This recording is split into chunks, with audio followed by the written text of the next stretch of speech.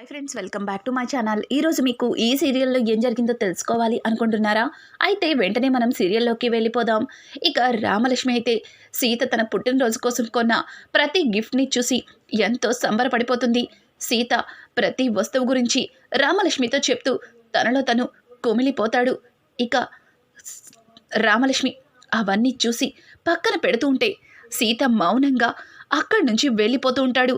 ఇక అలా వెళ్ళిపోతున్న సీతని రామలక్ష్మి చెయ్యి పట్టుకుని ఎమోషనల్గా చూస్తుంది.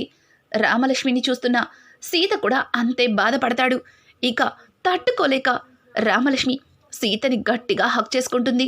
ఒక్కసారిగా సీత కూడా రామలక్ష్మి నువ్వు నువ్వు నాకు దూరం అవుతావు అన్న విషయం తెలుస్తుంటేనే నా ఊపిరి ఆగిపోయినంత పనవుతుంది. నిన్ను నిన్ను వదిలి నేను ఒక్క క్షణం కూడా ఉండలేను అని చెప్పి సీత తన మనసులో ప్రేమని రామలక్ష్మికి చెబుతూ ఉంటాడు. రామలక్ష్మి కూడా అవును అవును సీత సార్, నేను మిమ్మల్ని వదిలి ఒక్క క్షణం కూడా ఉండలేను, మిమ్మల్ని వదిలి ఉండాలి అన్న ఊహే నేను తట్టుకోలేకపోతున్నాను. ఇంకెప్పుడు మీరు నాకు దూరం అవ్వరు అని మాట ఇవ్వండి అని చెప్పి ఇక రామలక్ష్మి అయితే సీతని అడుగుతుంది. ఆ మాటలకి సీతాకాంత్కి ఏమీ అర్థం కాదు. విడాకులిచ్చింది తనే, పైగా నన్ను ఎప్పుడు కూడా దూరం అవ్వద్దని మాట అడుగుతుందేంటి అని చెప్పి సీత రామలక్ష్మి వైపు ఆశ్చర్యంగా చూస్తాడు. ఇక ఇదంతా ఇలా ఉండగా వీళ్ళిద్దరిని చూసిన వల్లి పరుగు పరుగున శ్రీలత దగ్గరికి వెళ్తుంది. అత్తయ్యగారు మీరు ఎంతో కష్టపడి బావగారిని రామలక్ష్మి అక్కయ్యని విడగొట్టడానికి ఆ విడాకుల నోటీసులని బావగారికి ఇచ్చారు. కానీ అక్కడ రామలక్ష్మి అక్కయ్య తన ప్రేమని బావగారికి ఇదంతా మాయమరిపిచ్చేలాగా పనిచేస్తుంది. ఇక బావగారు రామలక్ష్మి అక్కయ్య చుట్టూ తిరిగేస్తారు అని చెప్పి ఇక వల్లి అయితే శ్రీలతతో చెప్తుండగా, శ్రీలత నేను బ్రతికుండగా అట్లాంటిదేది జరగనివ్వను, సీతా రామలక్ష్మిలు ఎన్నటికీ కలవలేరు, వారు ఎప్పటికీ ఒకరికొకరు దగ్గర అవ్వలేరు అని చెప్పి ఇంకా శ్రీలత అబ్బా అమ్మా అని చెప్పి అక్కడికక్కడే స్పృహ కోల్పోయినట్టు చేస్తుంది. వెంటనే అత్తయ్య గారు అని గట్టిగా అరవడంతో ఇక సీత అయితే రామలక్ష్మికి మాట ఇచ్చేలోపే ఆ అరుపులు విని పరిగెత్తుకుంటూ వెళ్తాడు.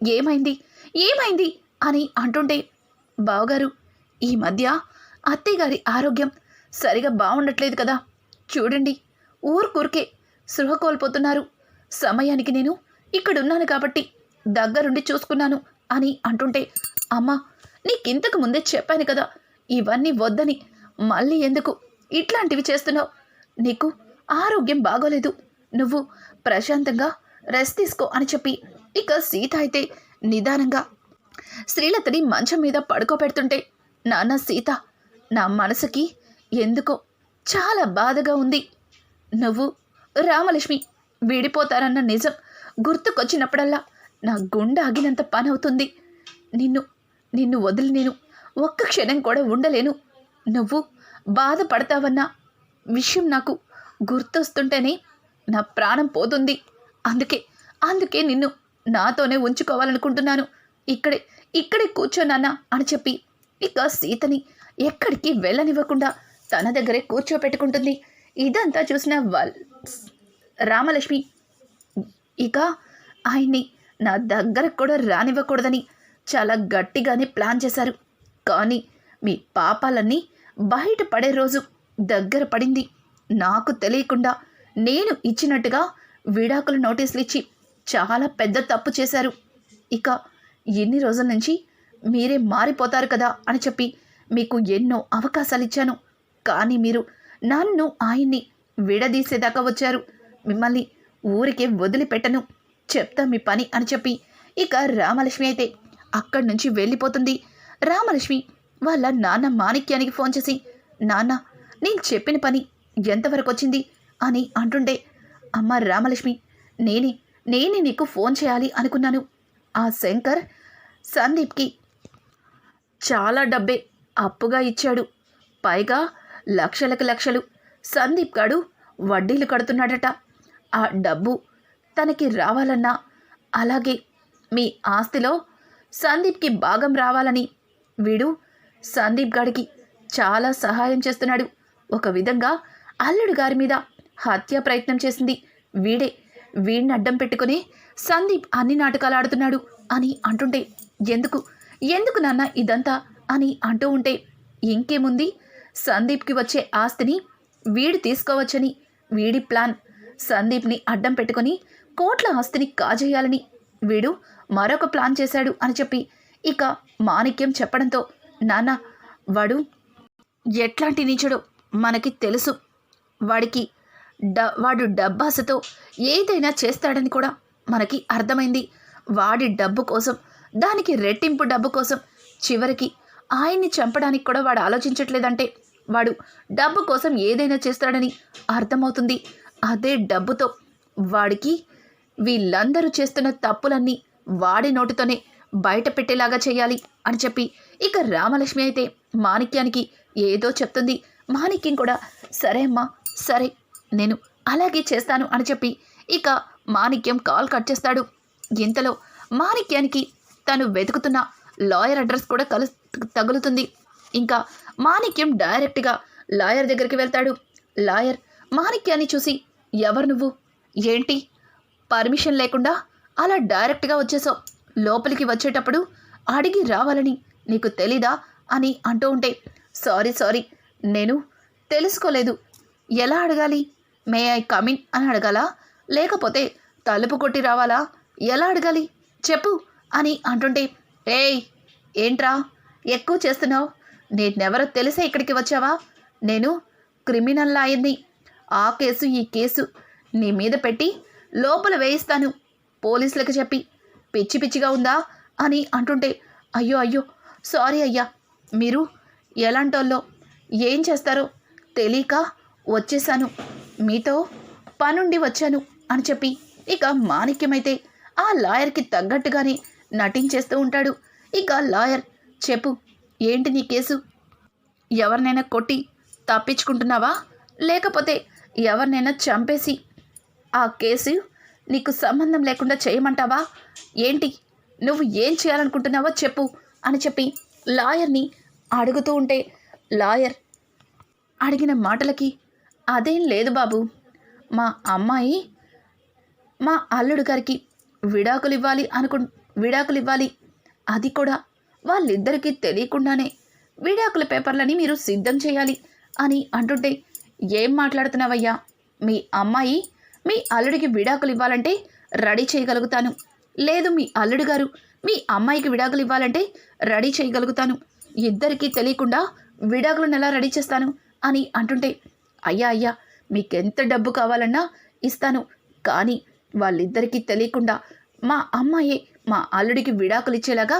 నువ్వు రెడీ చేయాలి అని అంటుంటే, ఏంటి ఎంత డబ్బైనా ఇస్తావా అని లాయర్ అంటుంటే, అవును మీకు ఎంత కావాలంటే అంత ఇస్తాను, కానీ మీరు మాత్రం నేను చెప్పిన పని చేయాలి అని చెప్పడంతో ఇక లాయర్ అయితే, డబ్బిస్తే ఏదైనా చేస్తాడు ఈ లాయర్ విశ్వనాథం, ఖచ్చితంగా అదే చేద్దాం, మీ అమ్మాయికి తెలియకుండానే తానే విడాకులు మీ అల్లుడికి ఇచ్చేలాగా అన్ని ఏర్పాట్లు నేను చేస్తాను, కానీ 10 లక్షలు అవుతుంది, అది నువ్వు ముందుగానే సిద్ధం చేసుకోవాలి, ముందుగా 5 లక్షలు అడ్వాన్స్గా ఇవ్వాలి, తరువాత ఈ పత్రాలని రెడీ చేసిన తర్వాత మిగతా డబ్బు ఇవ్వాలి అని అంటుంటే, 10 లక్షలు అప్పుడెప్పుడో ఎందుకు, ఇప్పుడే ఇచ్చేస్తాను అని చెప్పి ఇక మాణిక్యమైతే లాయర్ని 4 తగిలిస్తాడు.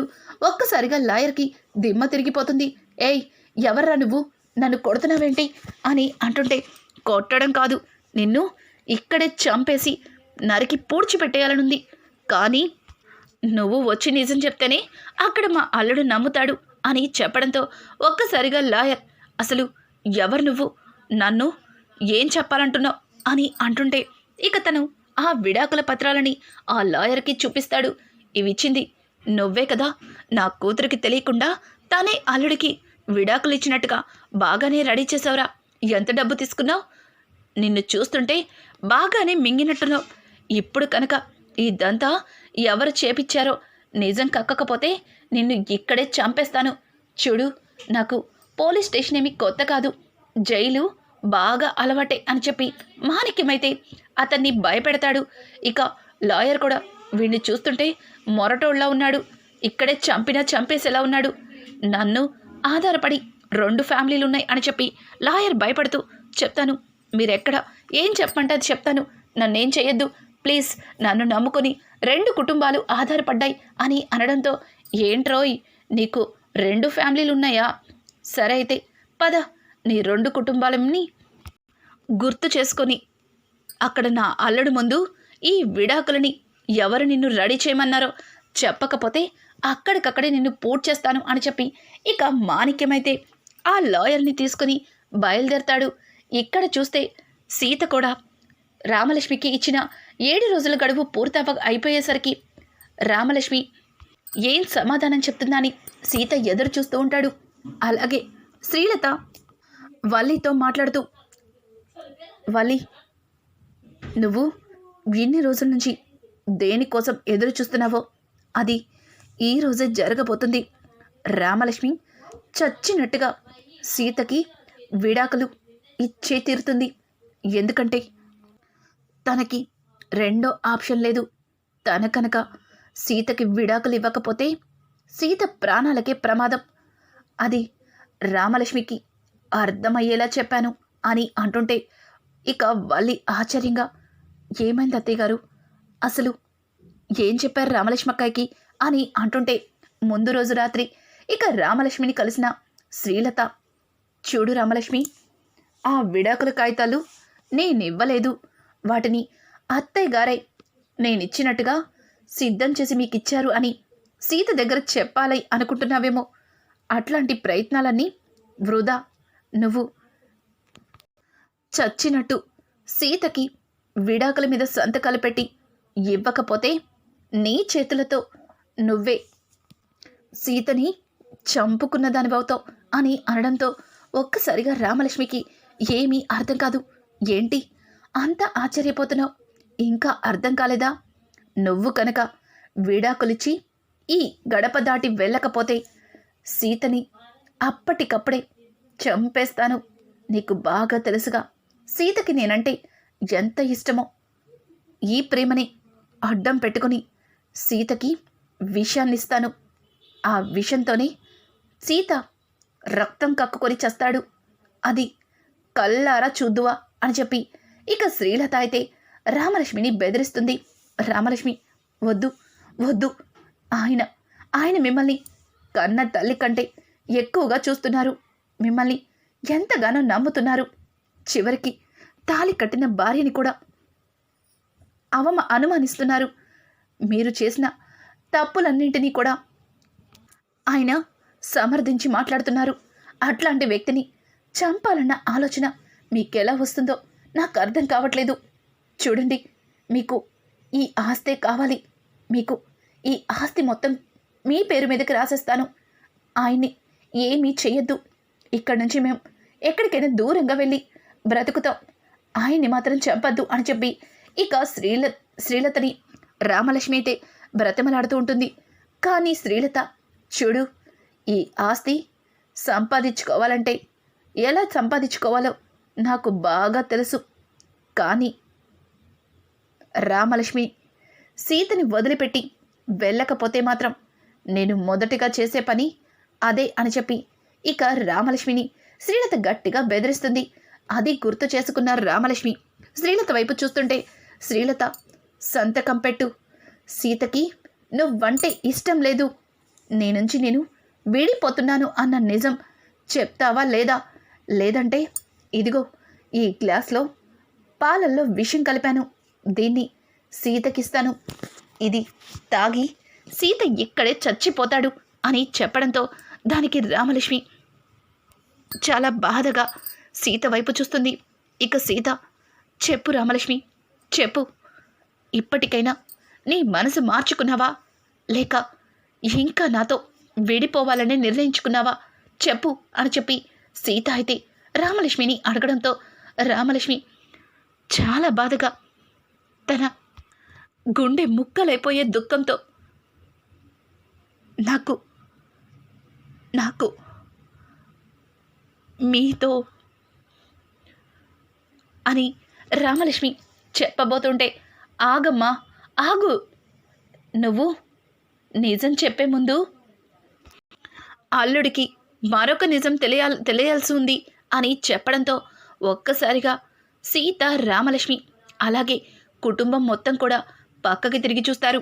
మాణిక్యం, శంకర్ అలాగే లాయర్ని తీసుకుని అక్కడికైతే వస్తాడు. ఒక్కసారిగా శ్రీలతకి ఇంకా సందీప్కి ఫీజులు ఎగిరిపోయినంత పని అవుతుంది.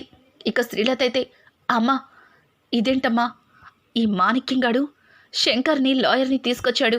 ఇప్పుడు వీళ్ళిద్దరూ కనుక అన్నయ్య ముందు నిజం బయట పెడితే ఇక అన్నయ్య మనల్ని జీవితంలో క్షమించడు. ఇక మనిద్దరిది రోడ్డున పడాల్సిందే అని చెప్పి సందీప్ మాట్లాడుతుంటే శ్రీలతకి ఏం మాట్లాడాలో అర్థం కాదు. ఇక సీత అయితే, మామా నువ్వేంటి ఇప్పుడొచ్చావు? నాకు ఏం నిజం తెలియాలి, ఎవరు వీళ్ళిద్దరు అని అనడంతో, అల్లుడు వీళ్ళిద్దరి పేర్లు నేను చెప్తాను. ఇదిగో వీడి పేరు Shankar, the great rowdy sheeter. వీడు మన సందీప్కి చాలా ప్రాణ స్నేహితుడు అని చెప్పడంతో ఒక్కసారిగా సీతకి ఏమీ అర్థం కాదు. సందీప్ వైపు చూడటంతో అది అది అన్నయ్య అని చెప్పి సందీప్ తడబడుతుంటే, చెప్పరా చెప్పు అని ఇక శంకర్ని గట్టిగా గసురుతాడు. శంకర్ అయితే, చెప్తాను ప్లీజ్ నేను చెప్తాను అని చెప్పి శంకర్ భయపడుతూ ఇక సీత దగ్గరికి వచ్చి, నా పేరు శంకర్, నేను పేరుకు రౌడీ షీటర్నైనా ఎవరిని పడితే వాళ్ళని ఊరికే చంపేను, వాళ్ళని అనవసరంగా ఇబ్బంది పెట్టను, నా దగ్గర డబ్బులు తీసుకొని ఎగ్గొడతాను అనే వాళ్ళనే నేను ఇబ్బంది పెడతాను. అందులో ఇదిగో ఈ సందీప్ ఒకడు. నా దగ్గర ఈ సందీప్ ₹1,00,00,000 అప్పు చేశాడు. అడిగిన ప్రతిసారి ఆస్తి నా పేరుకు మారుతుంది, నీకు అంతకి రెండింతలు ఇస్తానని నన్ను మోసం చేశాడు. పైగా మిమ్మల్ని చంపేస్తే ఆస్తి తన సొంతమవుతుంది, ₹1,00,00,000 కాదు, అప్పుడు నువ్వు అడిగినంత డబ్బిస్తానని నాకు ఆశ పెట్టాడు. దాంతో డబ్బు వస్తుందన్న ఆశతో మిమ్మల్ని చంపటానికి ప్రయత్నించాను. అదే టైంలో ఈ రామలక్ష్మి గారు వచ్చి మిమ్మల్ని కాపాడేశారు. తర్వాత ఎక్కడ దొరికిపోతామని అక్కడి నుంచి తప్పించుకొని పారిపోయాం అని చెప్పి ఇక శంకర్ చెప్తాడు. ఒక్కసారిగా శంకర్ చెప్పిన మాటలకి సీతకి సందీప్ మీద విపరీతమైన కోపం వస్తుంది. సందీప్ దగ్గరగా వెళ్తుంటే, ఆగల్లుడు ఆగు, ఇంకా నీకు పూర్తి నిజం తెలియలేదు.